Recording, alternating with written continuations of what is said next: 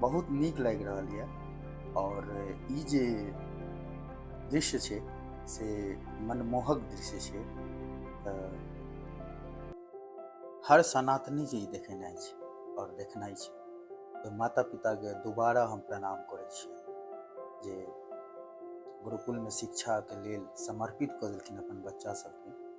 और ई संस्कार ई मिथिलांचल के और बहुत सुंदर दृश्य लागि रहल छै। साक्षात भगवान के रूप लागि रहल छै सब बालक। और ई जे ट्रेडिशनल पहिलुक बेर देखलियै हँ, ई नीक लागल हमरा कि अहाँ अपन दरवाजा पे अहाँके सौभाग्य यऽ कि साक्षात ब्राह्मण सब अहाँके दरवाजा पर आबि रहल छथि, विराजमान होइ छथि। बहुत नीक लागल। और हिनका सबके हम कहलियनि कि एगो मंत्र सुनाबी, तऽ माइक के वजह से कनी आवाज सही नहीं एलै, लेकिन बहुत सुंदर ई सब